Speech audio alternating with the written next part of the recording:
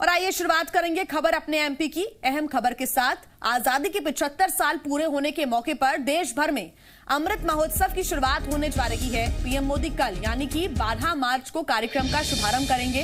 इसके तहत स्वतंत्रता सेनानियों के समाधि स्थल पर महापुरुषों की प्रतिमाओं के पास जय स्तंभ या फिर कीर्ति स्तंभ या चौक चौराहों पर शहीदों की तस्वीरों के सामने दीप जलाए जाएंगे।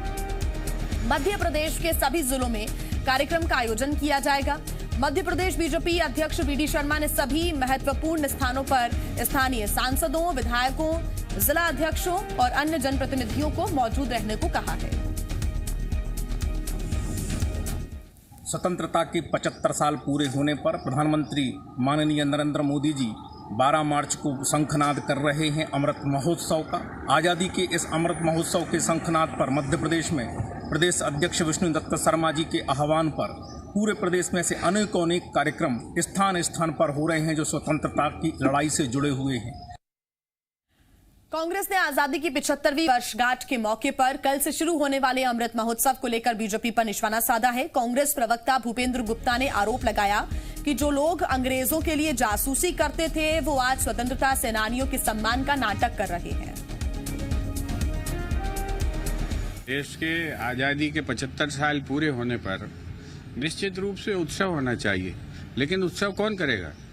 वो जो अंग्रेजों के से पेरोल पर थे, वो लोग जो अंग्रेजों के लिए जासूसी कर रहे थे, वो करेंगे क्या? कितने जो है आज प्रदेश के अंदर पिछले 15 साल में कितने स्वतंत्रता संग्राम सेनानियों के नाम पर आपने स्कूलों का नामकरण किया? कितने स्वतंत्रता संग्राम सेनानियों के नाम पर आपने रोड बनाए, अस्पताल बनाए? सरकार सूची जारी करे। अगर स्वतंत्रता आंदोलन के प्रति तुम्हारी जरा सी भी श्रद्धा है तो ये बताएं, सूची घोषित करें। अमृत महोत्सव पर सवाल उठाने पर बीजेपी ने कांग्रेस पर निशाना साधा। बीजेपी प्रदेश मंत्री रजनीश अग्रवाल ने कहा कि हम क्रांतिकारियों को याद कर रहे हैं, लेकिन कांग्रेस के पेट में दर्द हो रहा है। कांग्रेस पार्टी 50 साल सरकार में रही, उन्हें क्रांतिकारी याद नहीं आए। हम एक खानदान की, एक पार्टी की केवल नहीं, जो हमारी इस विचारधारा से मिलते हो ना मिलते हो, लेकिन देश के लिए सब कुछ अर्पित किया है। हमने उनको कृतज्ञता भाव से याद किया है, नमन किया है। आप पहले भी थे, आजादी की बाद में सरकारें रही, आप क्यों नहीं कर पाए भैया? स्वतंत्रता सेनानियों को याद करने वाला अमृत महोत्सव जिसकी शुरुआत कल से होने जा रही है, इस पर लगातार मध्य प्रदेश में सियासत हो रही है। कांग्रेस ने गंभीर सवाल उठाए हैं। विश्व हिंदू परिषद के केंद्रीय महामंत्री मिलिंद परांठे ने मध्य प्रदेश में क्रिश्चियन पादरियों पर धर्मांतरण का गंभीर आरोप लगाया। आज मिलिंद परांठे ने कलेक्टर्स को 56 पादरियों की लिस्ट सौंपी है। परांठे का ये आरोप है कि झाबुआ और धार इलाके में गैर कानूनी चर्चों से धर्मांतरण की खबरें सामने आ रही हैं और कई पादरी लालच देकर वनवासियों को धर्मांतरण भी करवा रहे हैं। तो वहीं लोकल लोग भी लालच में आकर ऐसे पादरियों का सहयोग कर रहे हैं। वहां पर क्रिश्चियन मिशनरी बहुत वर्षों से पहले से ही सक्रिय हैं, तो वहां पर पहले से हम लोग इसका विरोध करते आए। तो अपने कुछ कार्यकर्ताओं ने अभी वहाँ की सूचियाँ बनाई हैं कि कौन कौन ऐसे केंद्र हैं और कौन कौन ऐसे लोग काम कर रहे हैं। हम लोगों ने 56 लोगों के नाम ऐसे निकाल कर दिए हैं। कहाँ पर उनके इलीगल चर्चेस चल रहे वह भी बताया है। तो इसके ऊपर हमारी अपेक्षा है कि एक्शन लेनी चाहिए। विश्व हिंदू परिषद के राष्ट्रीय महामंत्री द्वारा धर्मांतरण के आरोपों पर कांग्रेस ने निशाना साधा है। कांग्रेस प्रवक्ता जेपी धनोपिया ने कहा कि मध्य प्रदेश में कहीं कोई धर्मांतरण नहीं हो रहा है। बीजेपी अपने स्वार्थ के लिए लोगों को गुमराह करती है। कांग्रेस के आरोप पर बीजेपी ने पलटवार करते हुए कहा कि हिंदुओं के बेल्ट में चुनाव होते हैं तो कांग्रेस के राष्ट्रीय अध्यक्ष मंदिर जाते हैं, मुस्लिम बेल्ट में चुनाव होते हैं तो मस्जिद और मजारों में जाते हैं, केरल में चुनाव हो रहे हैं तो चर्च में जा रहे हैं, लेकिन हम अपने धर्म का पालन करते हैं और धर्म की रक्षा के लिए हर कदम उठाएंगे।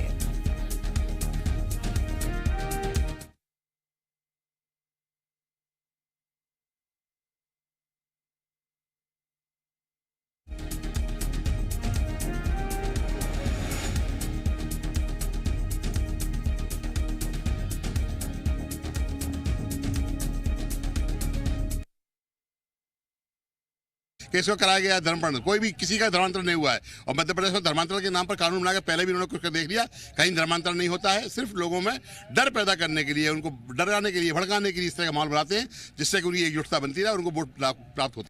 देखिए, कांग्रेस वो पार्टी है जो हिंदू बेल्ट में जब चुनाव होते हैं तो कांग्रेस के राष्ट्रीय अध्यक्ष मंदिरों में जाते हैं, मुस्लिम बेल्ट में चुनाव होते हैं तो मस्जिद और मज़ारों में जाते हैं, और आज केरल में चुनाव हो रहे हैं तो वो चर्च में जा रहे हैं। तो जिनकी कोई आइडियोलॉजी नहीं है वो इस तरह की बात करते हैं। हम हमेशा से अपने धर्म का सम्मान करते हैं, हम अपने धर्म का पालन करते हैं और हम अपनी धर्म की रक्षा के लिए हर कदम उठाएंगे। कांग्रेस के नेता भूपेंद्र हुड्डा की महिलाओं से ट्रैक्टर खिंचवाने के विरोध की गूंज भोपाल में भी सुनाई दी। आज प्रदेश कांग्रेस कार्यालय पर बीजेपी की महिला मोर्चा ने जमकर हंगामा किया। इस दौरान बीजेपी महिला मोर्चा की सैकड़ों कार्यकर्ताओं ने कांग्रेस कार्यालय का घेराव भी किया।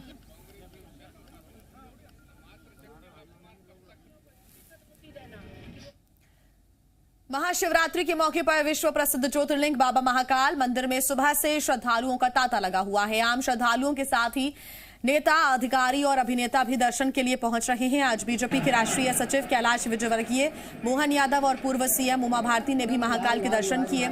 इस मौके पर उमा भारती ने बाबा से देश भर में कोविड संकट समाप्ति की कामना की। इसके साथ ही उन्होंने बंगाल चुनाव और राहुल गांधी पर भी अपनी बात रखी। उन्होंने दावा किया कि बंगाल में ममता बनर्जी की पार्टी 30 से 35 सीटों पर ही सिमट कर रह जाएगी। इसके साथ ही उन्होंने सिंधिया को कांग्रेस में निमंत्रण देने पर कहा कि राहुल गांधी को संघ ज्वाइन कर लेना चाहिए।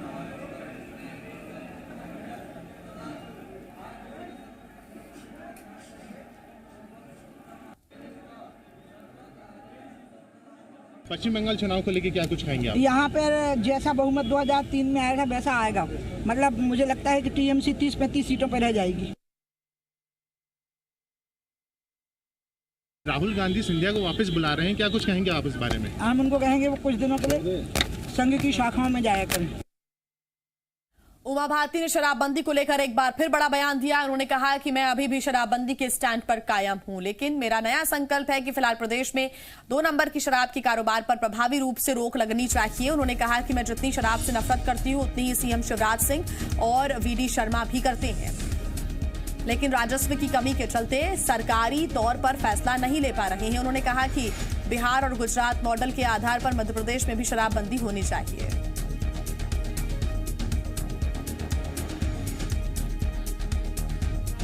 नशाखोरी भी बंद होनी चाहिए, शराबखोरी भी बंद होनी चाहिए। और इसमें बार बार जो मीडिया कह देता है मैंने यू टर्न लिया, मैं अपने ट्वीट करती हूँ और पूरे ट्वीट जो कहते रखती हूँ। मैंने शुरू से ही कहा था आंदोलन नहीं अभियान होगा। अभियान में और आंदोलन में फर्क क्या होता है कि आंदोलन होता है किसी मुद्दे पे सरकार के खिलाफ, अभियान में तो सरकार भी शामिल है। कल परसों वीडी शर्मा ने भी बयान दिया कि हम भी इसमें शामिल हैं, हम भी चाहते हैं कि बंद हो। और ये सही बात है कि ये स्वेच्छा से ही बंद हो तो ज्यादा अच्छा है। सीएम शिवराज सिंह महाशिवरात्रि के मौके पर भिंड के रावतपुरा धाम पहुंचे और जहां शिवराज सिंह चौहान ने 85 फीट ऊंची शिव प्रतिमा का अनावरण किया।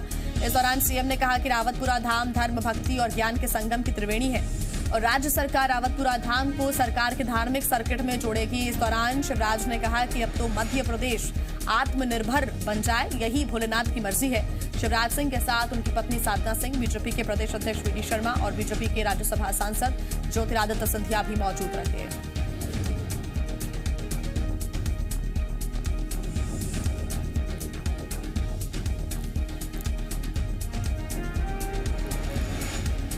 कालों के काल ए महाकाल, दया की एक नजर कर, दया की एक नजर कर। मध्य प्रदेश पे दया हो जाए तो अपना मध्य प्रदेश आत्मनिर्भर मध्य प्रदेश बन जाए, यही आपके चरणों में प्रार्थना है।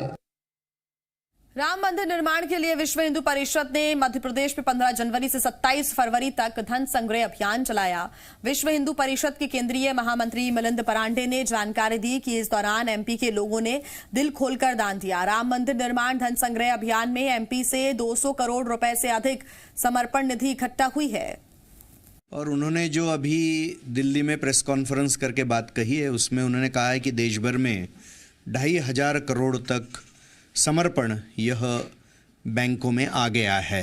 तो वह उस ट्रस्ट के जो महामंत्री हैं माननीय चंपत राय जी, उन्होंने ये बात कही है। अभी स्पेसिफिक आंकड़े नहीं आए, मगर अपने कार्यकर्ताओं ने जो काम किया है तो ध्यान में ऐसा आ रहा है कि 200 करोड़ के ऊपर मध्य प्रदेश में भी समर्पण एकत्र आया। पूर्व सीएम कमलनाथ ने मध्याह्न भोजन में महिला रसोइयों को 7 महीने से वेतन नहीं मिलने पर सीएम शिवराज सिंह को पत्र लिखा है। उन्होंने पत्र में अनुरोध किया कि जल्द से जल्द भुगतान किया जाए। उन्होंने कहा कि योजना के लिए केंद्र से राशि मिल चुकी है, लेकिन राज्य सरकार ने पूर्ति नहीं की है। ऐसे में कम आय वाली महिला रसोइयों को जुलाई 2020 से वेतन नहीं मिला है।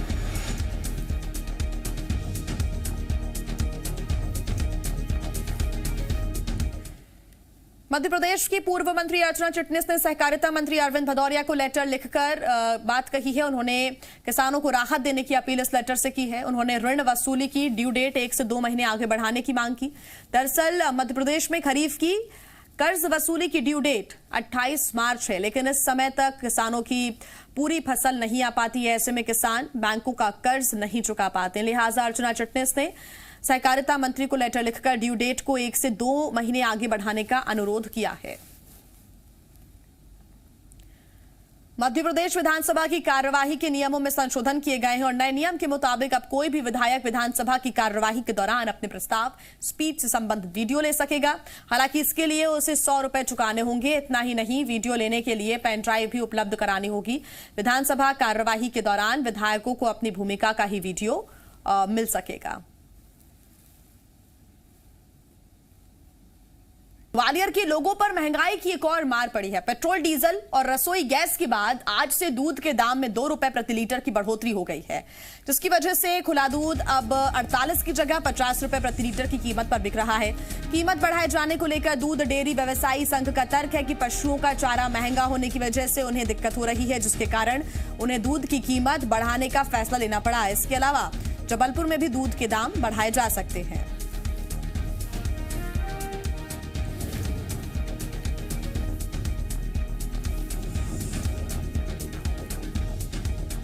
ग्वालियर वासियों के लिए आज से दोहरी मार शुरू हो गई है। पेट्रोल, डीजल और रसोई के बाद अब दूध के दाम बढ़ गए हैं। दूध के दाम 2 रुपये प्रति लीटर बढ़ा दिए हैं डेयरी संचालकों ने, और उनकी जो परेशानी है वो ये कि तमाम खर्चे बढ़ गए हैं। गाय, भैंस जो दूध देने वाले जानवर हैं उनको जो दाना दिया जाता है उसके रेट जो है कहीं ना कहीं महंगे हो गए हैं। यही वजह है कि उनको अब रेट बढ़ाने पड़ सकते हैं। आप देखिए, इस समय मैं दूध एक डेयरी पर ही मौजूद हूँ। इन्हीं से बात करेंगे, डेयरी संचालक से। भाई साहब, आज से आप लोगों ने 2 रुपये प्रति लीटर बढ़ा दिया है, ऐसा क्यों? पीछे से आ रहा है साहब, किसान तैयार नहीं देने को। अभी तक क्या रेट था और कल 46 रुपये, 48 हो गया। देखिए, 46 रुपये था, 48 रुपये हो गया। ग्राहकों की यहाँ पर भीड़ लगी हुई है। हालांकि कुछ किसान भी हैं जो दूध लेकर इन डेयरी संचालकों के पास पहुँचते हैं। उन किसानों से ही बात कर लेते हैं। दादा, आप खुद दूध लेकर आते हैं, किस तरह की परेशानी है? और आप देख रहे हैं आज से रेट बढ़ गए हैं। आज से रेट बढ़े भैया, परेशानी तो बहुत है।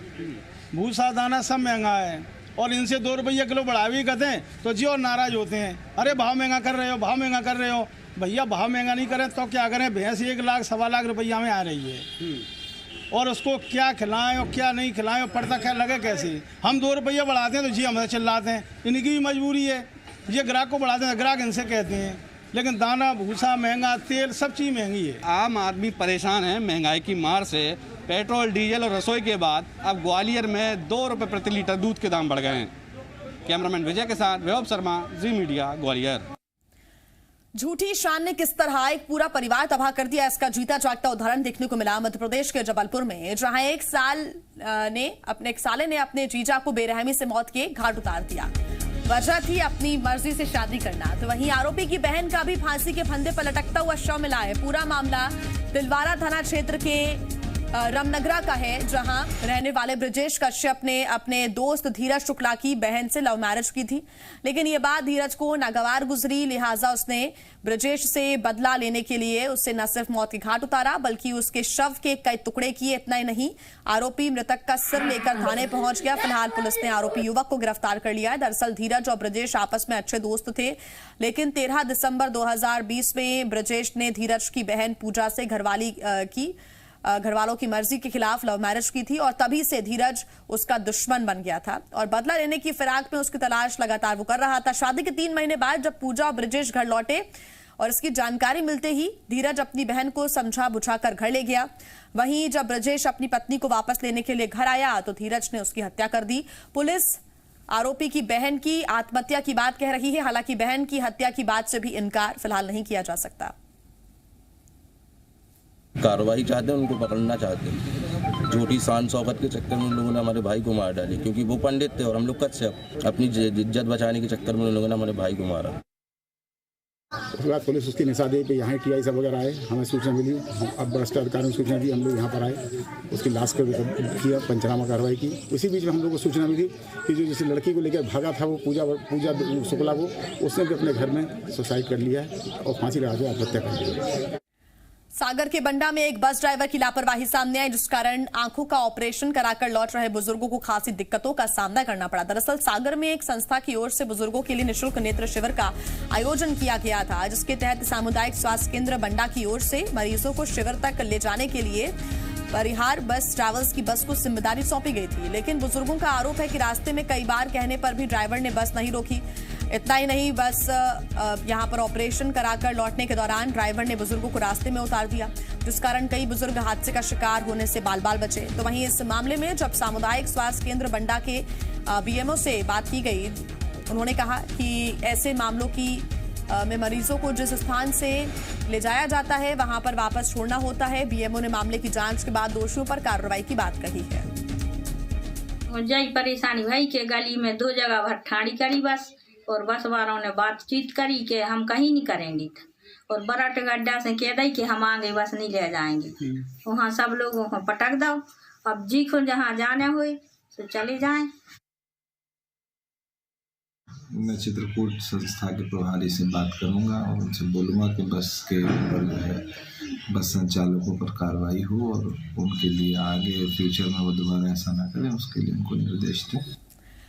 जबलपुर में ट्रेनों के जरिए होने वाला हवाला कारोबार थमने का नाम नहीं ले रहा है। एक बार फिर आरपीएफ ने जबलपुर रेलवे स्टेशन से एक युवक से 11 लाख रुपए कैश बरामद किए हैं। युवक का नाम अनिल सोनी है, जिसने खुद को सराफा कारोबारी होना बताया है। आरपीएफ ने आरोपी को स्टेशन पर चेकिंग के दौरान पकड़ा। आरोपी गलत रास्ते से निकलने की कोशिश कर रहा था। संदिग्ध गतिविधि लगने पर आरपीएफ ने उससे पूछताछ की तो उसने विवाद शुरू कर दिया, जिसके बाद आरपीएफ ने उसकी तलाशी ली तो 11 लाख रुपए बरामद हुए हैं। आरोपी ने बताया कि वो पैसे लेकर मुंबई जा रहा था, जहां ज्वेलर्स से सोना चांदी उसे खरीदना था।